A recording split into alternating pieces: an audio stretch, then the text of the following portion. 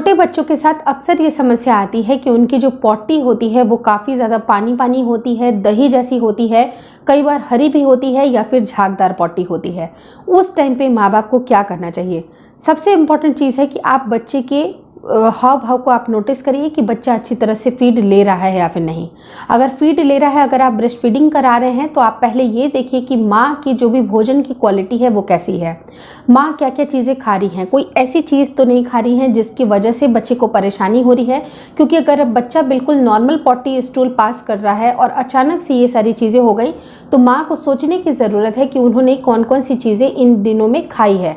जैसे कि बहुत सारी ऐसी गैस क्रिएटिंग वाली जो चीज़ें होती हैं जिसमें काफ़ी ज़्यादा बादी होती है, गैस होता है, जैसे कि गोभी, मूली, इन सब का सेवन करना, अरबी का सेवन करना, या फिर बहुत अच्छी मात्रा में पानी का इस्तेमाल ना करना, स्पाइसी फूड खाना, या फिर ऐसी चीज़ें जो कि आपको एलर्जी है जिसकी वजह से आपको गैस होता है। जैसे बहुत सारी महिलाओं को पनीर वगैरह से एलर्जी हो जाती है, उनका पेट फूल जाता है। तो ऐसी चीज़ें जिससे आपको एलर्जी हो रही है उन सारी चीज़ों को आपको बिल्कुल स्ट्रिक्टली अवॉइड करनी है।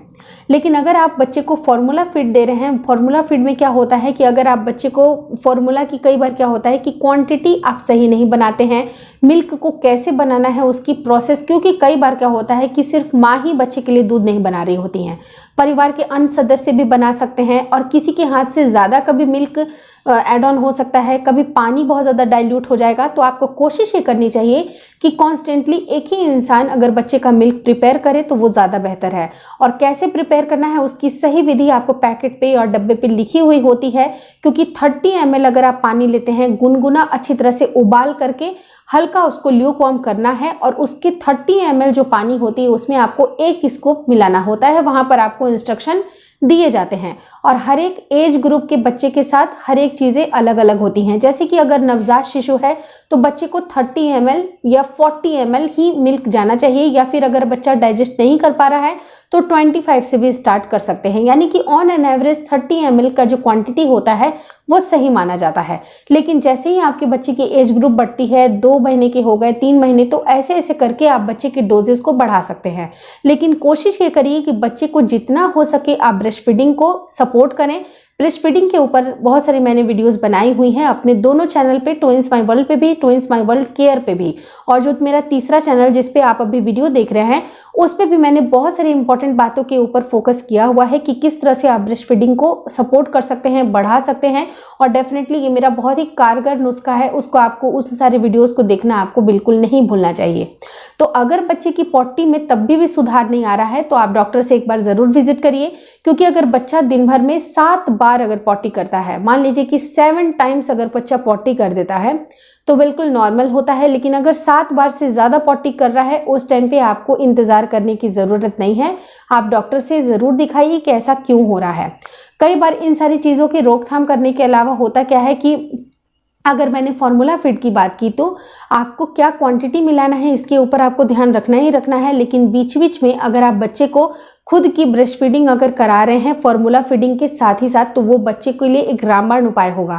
क्योंकि ब्रेस्ट फीडिंग अगर बच्चा लेता है तो उसमें बहुत सारे ऐसे गुण होते हैं जो कि एक माँ का जो दूध होता है बच्चे के लिए वरदान होता है। तो कुछ छोटी मोटी भी इन्फेक्शन अगर आ रही है तो ब्रेस्ट फीडिंग में इतनी ताकत होती है जिससे कि आपके बच्चे का पेट बिल्कुल सही हो जाएगा।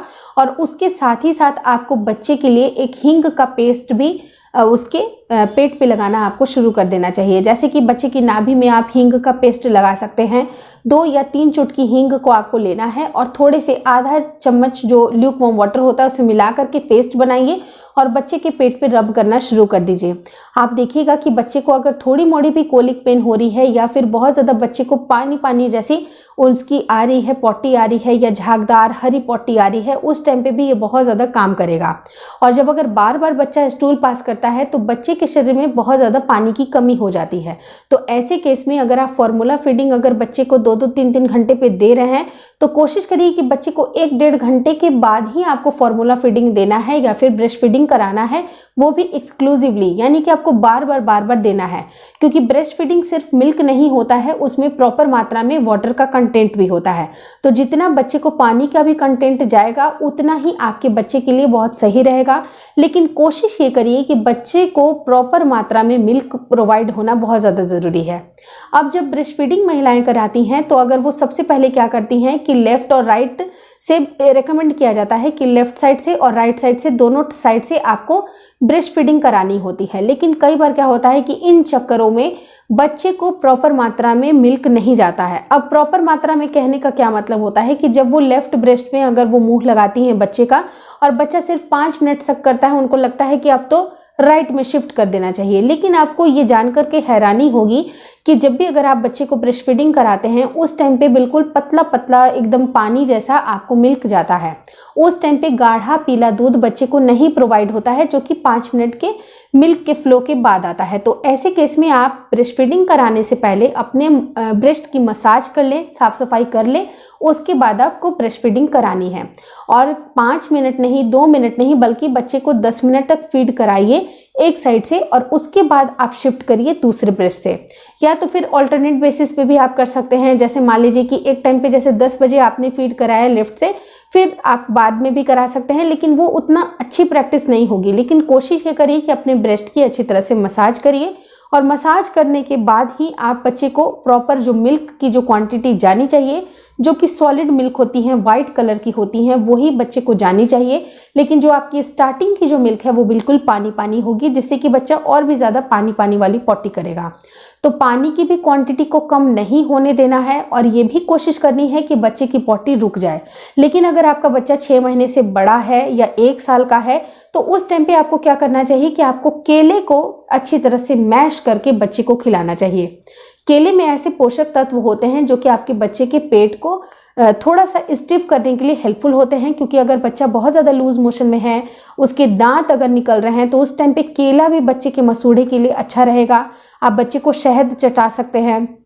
शहद से होता क्या है कि उसके मसूड़े में जो खुजली हो रही होती है वो बच्चे को बहुत ही सूदिंग रहेगा, उसके लिए बहुत ही अच्छा रहेगा। तो आप ये सारी चीज़ें कर सकते हैं। लेकिन अगर आपका बच्चा 6 महीने के छोटा है तो उस टाइम पे आपको क्या करना चाहिए कि पूरी तरह से आपको ब्रेस्ट फीडिंग ही करानी चाहिए।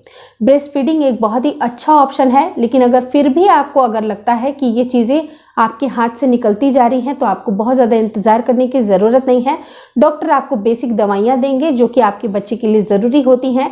जैसे कि अगर बच्चे को लैक्टिक एसिड की भी कमी होती है तो एक लैक्टिक एसिड और बैसिलस पाउडर भी दिया जाता है, जो कि बच्चे की इस तरह की स्टूल की रोकथाम के लिए ज़रूरी होता है। तो आप इन सारी बातों के ऊपर ज़रूर ध्यान दीजिए और डॉक्टर से प्रॉपर मात्रा में उसकी डोजेस पूछने के बाद ही किसी भी तरह की दवाइयों को आपको खरीदना चाहिए, क्योंकि जब तक कोई डॉक्टर आपको प्रिस्क्राइब नहीं करेंगे, वो अपने मन से खुद के डॉक्टर केमिस्ट से पूछ के आप दवाइयाँ वगैरह ना दें, क्योंकि बच्चे का सवाल है तो बच्चे के लिए जो सबसे बेस्ट होना चाहिए वही आपको करना चाहिए।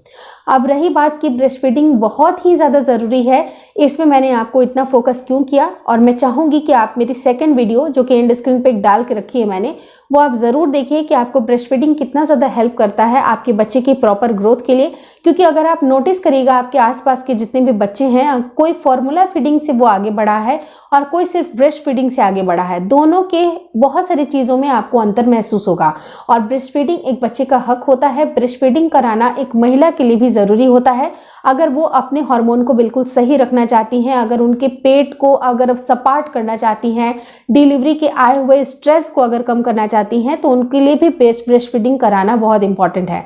यानी कि माँ और बच्चे के लिए ब्रेस्ट फीडिंग कराना बहुत ही इंपॉर्टेंट है। और इसको कैसे आपको आगे सपोर्ट कर सकते हैं, इसको कैसे प्रमोट कर सकते हैं, उसके लिए एंड स्क्रीन पे एक वीडियो की लिंक मैंने डाली हुई है कि ब्रेस्ट फीडिंग को आप कैसे बढ़ा सकते हैं। और यकीन मानिए दोस्तों, जिनकी ब्रेस्ट फीडिंग आने की समस्या कम है उनको ये वीडियो 110% काम की बहुत लगेगी, क्योंकि मैंने खुद की अपनी डिलीवरी में क्या क्या चीज़ें की हैं, सबका एक्सपीरियंस मैंने यहाँ पर शेयर किया है।